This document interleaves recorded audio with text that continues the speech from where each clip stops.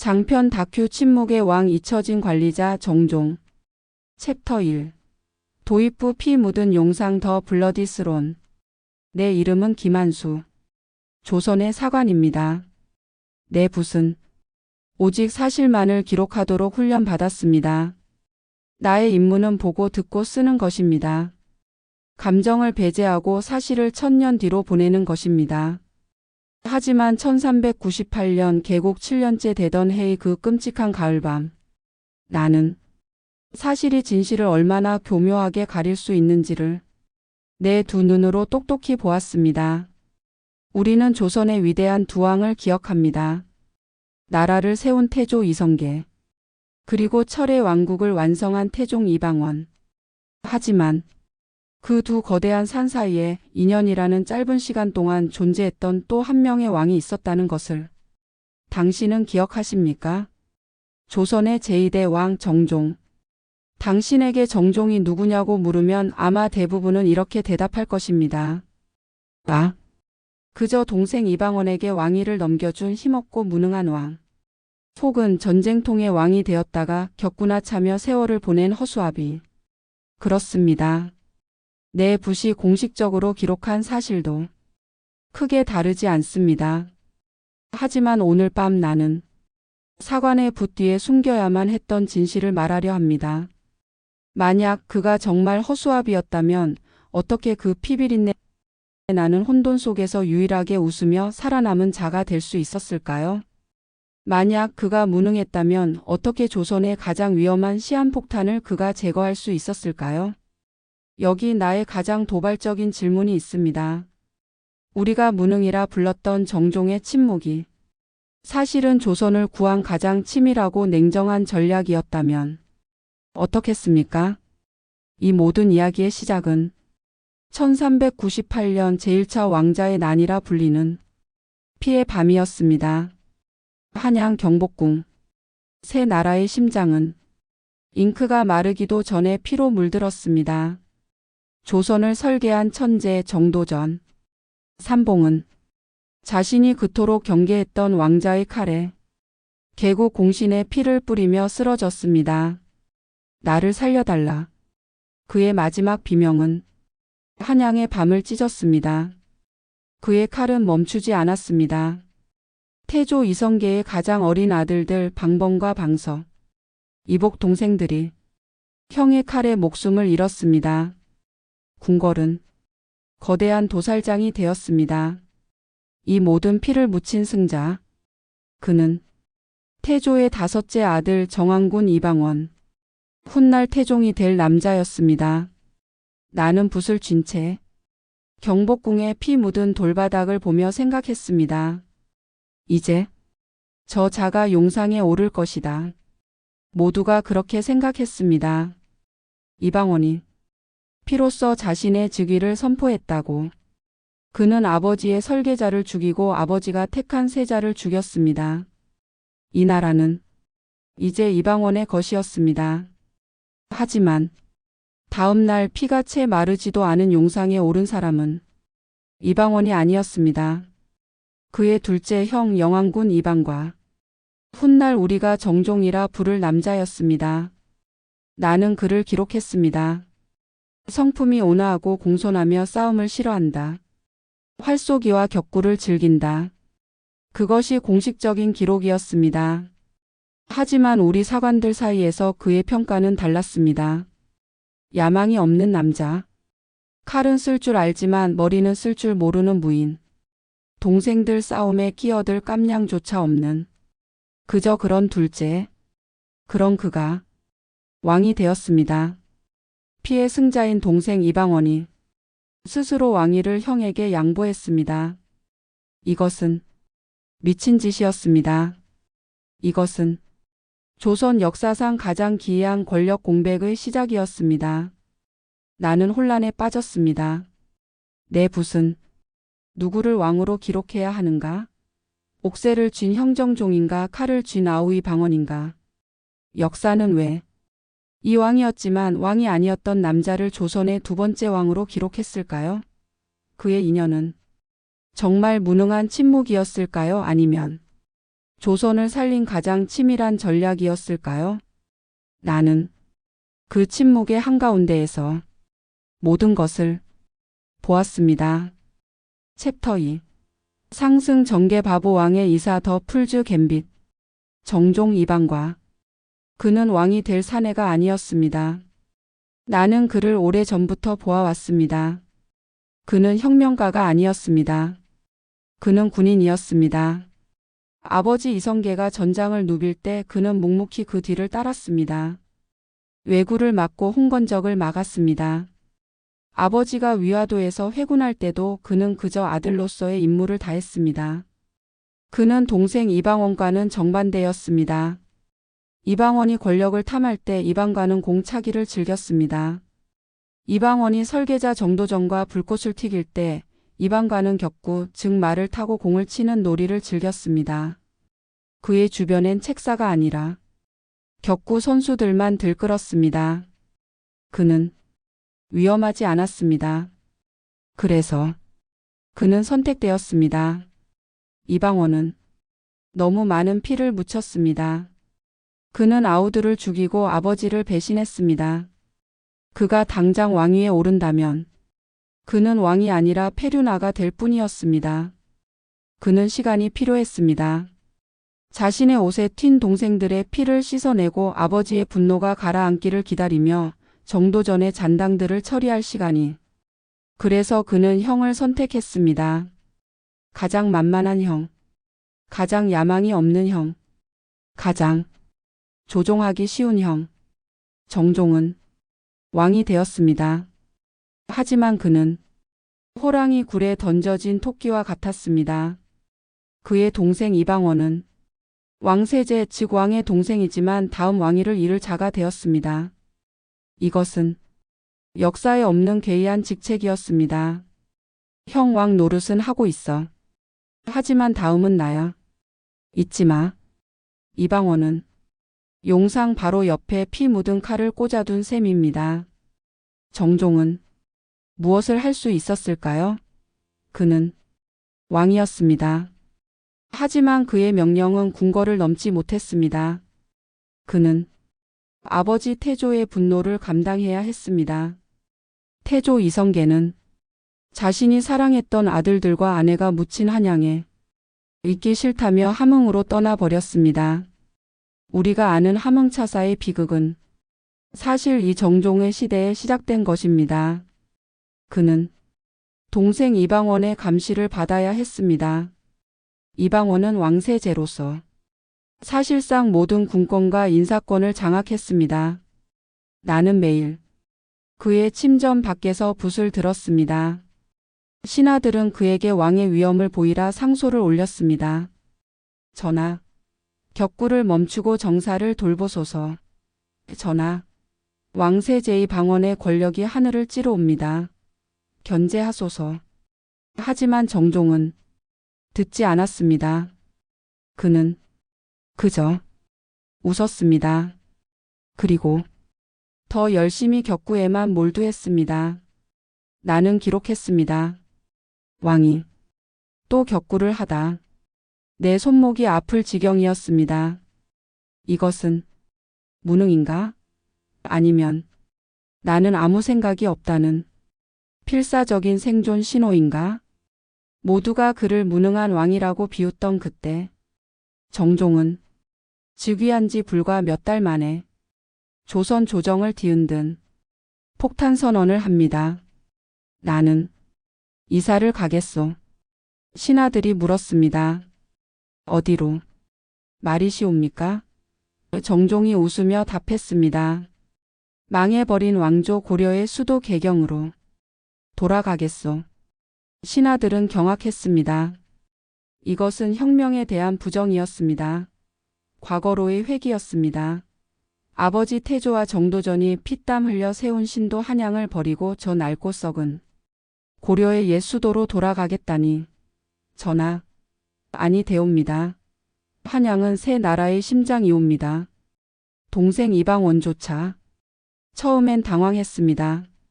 하지만 정종은 바보처럼 웃으며 말했습니다. 나는 개경이 좋소. 그리고 아바마 마테족께서 저 한양을 피로 물들였다고 그곳에 머물고 싶지 않다고 하시지 않소. 내가 아버지의 마음을 편하게 해드리고자 개경으로 가는 것이요. 이것은 효심처럼 들렸습니다. 동생을 죽인 폐류나 이방원은 효자 형님을 막을 명분이 없었습니다. 1400년 우리는 개경으로 돌아갔습니다. 궁궐은 낡았고 도시는 활기를 잃었습니다. 나는 이 이사가 정종의 가장 한심한 현실 도피라고 생각했습니다. 하지만 나는 틀렸습니다. 나는 개경의 낡은 궁궐에서 격구를 하러 나가는 정종의 뒷모습을 보았습니다. 그는 도망친 것이 아니었습니다. 개경으로 돌아온 순간 정종은 3마리 호랑이에게서 벗어났습니다. 첫째, 그는 아버지 태조의 그림자에서 벗어났습니다. 한양은 태조의 도시였습니다. 모든 궁궐, 모든 성문에는 태조의 위엄이 서려 있었습니다. 그곳에서 정종은 영원히 아버지의 아들일 뿐이었습니다. 하지만 개경에서 그는 태조가 아닌 왕이었습니다. 둘째, 그는 정도전의 망령에서 벗어났습니다. 한양은 정도전의 설계도였습니다. 모든 길, 모든 정책에는 이방원이 죽인 그의 사상이 남아 있었습니다. 이방원은 자신이 죽인 자의 도시에서 왕 노릇을 해야 하는 끔찍한 모순에 빠져 있었습니다. 정종은 이 이사 한 번으로 이방원에게 새 술은 새 부대에 담으라는 가장 강력한 메시지를 던진 것입니다. 내가 죽인 자들의 도시에서 왕 노릇할 수 있겠느냐? 셋째, 그는 이방원의 세력을 뿌리 뽑았습니다. 한양에서 1차 왕자의 난을 성공시킨 이방원의 공신들은 모두 한양에 뿌리를 내리고 있었습니다. 하지만 개경 천도라는 이 미친 짓은 그들의 뿌리를 강제로 뽑아버린 것입니다. 그들은 낯선 개경에서 다시 시작해야 했습니다. 나는 그때 처음으로 격구만 하던 그 바보 왕의 등 뒤에서 차가운 전략가의 모습을 보았습니다. 그의 침묵은 무능이 아니었습니다. 그것은 거대한 덫을 놓기 위한 기다림이었습니다. 챕터 3. 절정 호랑이들의 이빨을 뽑다 테이밍 더 타이거즈. 정종의 진짜 실력은 1400년 제2차 왕자의 난에서 가장 찬란하게 혹은 가장 소름 끼치게 드러났습니다. 개경으로 이사 온 지 불과 몇 달 만이었습니다. 정종의 넷째 동생 방간이 왕세제 이방원의 권력에 불만을 품고 군대를 일으켰습니다. 또다시 형제들끼리 칼을 겨눈 것입니다. 개경의 한복판에서 이씨 왕조의 군대가 두 패로 갈려 서로를 죽이기 시작했습니다. 나는 생각했습니다. 이제 정종은 끝났다. 왕이 동생들의 싸움조차 막지 못한다. 이 나라의 권위는 땅에 떨어졌다. 이방원이 이기든 방간이 이기든 이 허수아비 왕은 폐위될 것이다. 하지만 정종은 이번에도 아무것도 하지 않았습니다. 그는 궁궐 문을 굳게 닫았습니다. 그리고 두 호랑이 이방원 vs 이방간과 개경 시내 한복판에서 서로의 살점을 물어뜯고 피를 흘리는 것을 방관했습니다. 나는 그날 궁궐 안뜰에서 먼발치로 정종을 보았습니다. 그는 활을 쏘고 있었습니다. 개경 시내가 피로 물드는데 그는 왕으로서 태연하게 활시위를 당기고 있었습니다. 나는 공포를 느꼈습니다. 저것은 무능이 아니다. 저것은 괴물이다. 그는 누가 이길까를 기다리는 것이 아니었습니다.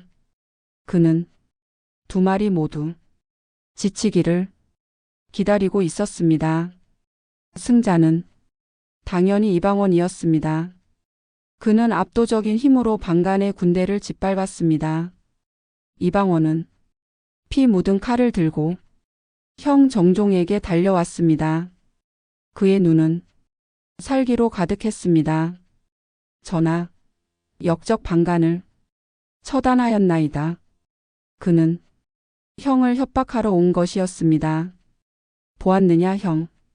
이것이 나의 힘이다. 방간의 다음은 형이 될 수도 있다. 그것이 그가 하려던 말이었을 겁니다. 나는 그 자리에 있었습니다. 숨죽인 옥자 앞에서 붓을 쥔 채 모든 것을 기록하고 있었습니다. 정종은 내가 본 중 가장 왕다운 표정으로 동생을 맞이했습니다.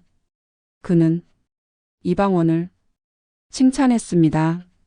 수고했다.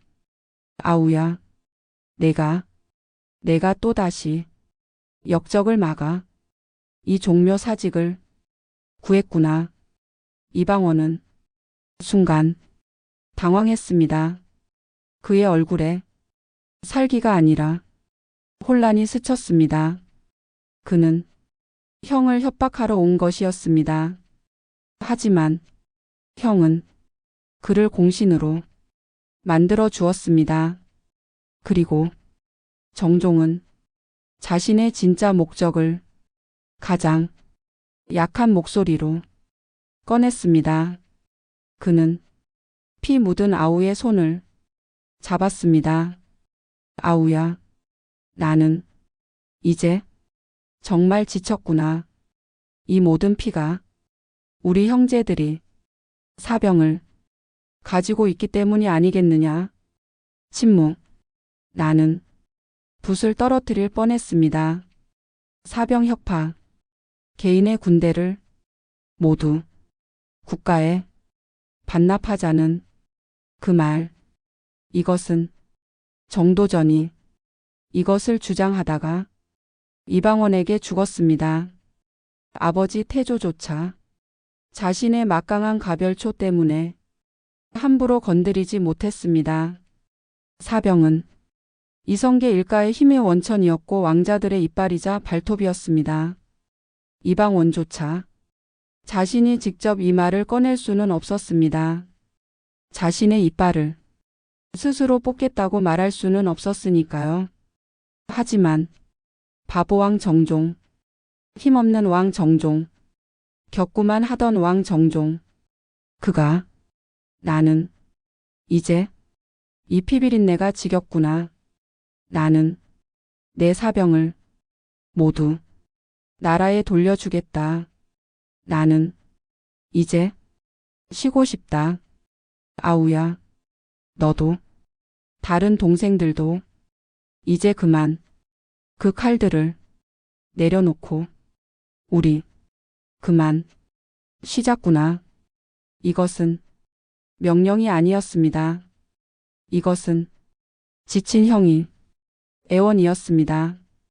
이 애원 앞에 방금 전 형제 방간을 짓밟고 역적을 처단한 공신이 된 이방원은 거절할 명분이 없었습니다. 전하, 분부 받들겠나이다. 이방원의 목소리는 승자의 목소리가 아니었습니다. 그것은 덫에 걸린 호랑이의 목소리였습니다. 정종은 자신의 무능함을, 자신의 약함을 가장 완벽한 방패이자 가장 날카로운 칼로 사용한 것입니다. 그는 정도전이 목종 걸고 실패한 태조가 망설였던, 태종이 차마 입 밖에 내지 못했던 모든 호랑이의 이빨을 뽑는 일을 단 2년 만에 격구를 하면서 이사를 가면서 방관하는 척하면서 해결해 버린 것입니다. 나는 전율했습니다. 이것이야말로 정치였습니다. 챕터 4. 결말 및 유상 가장 완벽한 퇴장 더 퍼펙트 에그짓. 모든 호랑이의 이빨사병이 삼군부라는 나라의 금고 속으로 들어갔습니다. 조선이라는 나라가 드디어 왕 한 사람의 명령에만 움직이는 중앙 집권 국가의 기틀을 갖추게 된 것입니다. 이제 조선은 더 이상 왕자들의 나라가 아니었습니다. 왕의 나라가 될 준비가 끝난 것입니다. 이방원은 모든 것을 가졌습니다. 그는 유일한 승자가 되었습니다. 그에게 남은 것은 용상에 앉은 바보형 뿐이었습니다. 이빨 빠진 호랑이들 사이에서 유일하게 이빨을 되찾은 호랑이 이방원이 움직이려 했습니다. 그는 더 이상 왕세제라는 어정쩡한 자리에 만족할 수 없었습니다. 하지만 그럴 필요가 없었습니다. 정종이 먼저 움직였습니다. 1400년 11월 사병이 혁파된 지 단 몇 달 만에 정종은 왕위를 동생 이방원에게 넘겨주겠다고 선포했습니다. 나는 본래 덕이 부족하고 몸도 약한 사람이다. 이 난세를 이끌어갈 진짜 왕은 내 아우 이방원이다. 그는 1초의 망설임도 없었습니다. 그는 권력에 단 한 줌의 미련도 없었습니다. 그의 임무는 왕이 되는 것이 아니었습니다. 그의 임무는 호랑이들의 이빨을 뽑는 것이었고 그 임무가 끝나자 그는 퇴장했습니다. 나는 그제야 깨달았습니다. 그의 인연은 무능이 아니었습니다. 그것은 조선 역사상 가장 완벽하게 목표가 관리된 프로젝트였습니다. 그는 왕이 아니었습니다. 그는 태조의 조선이라는 피 튀기는 스타트업 스타트 마이너스 업에서 태종의 조선이라는 강력한 대기업으로 넘어가는 그 가장 혼란스러운 과도기를 관리하기 위해 투입된 최고의 위기관리자 크라이서스 매너저였습니다. 그는 혁명의 피를 씻어냈습니다. 한양 마이너스 개경 그는 반란의 명분을 제거했습니다. 사병 혁파 그는 정통성의 징검다리를 놓았습니다. 이방원은 형에게서 합법적으로 왕위를 물려받았습니다. 그는 찬탈자가 아니라 양위를 받은 왕이 될 수 있었습니다. 정종이 없었다면 태종 이방원은 자신의 피 묻은 칼로 모든 형제들을 다 죽여야 했을지도 모릅니다.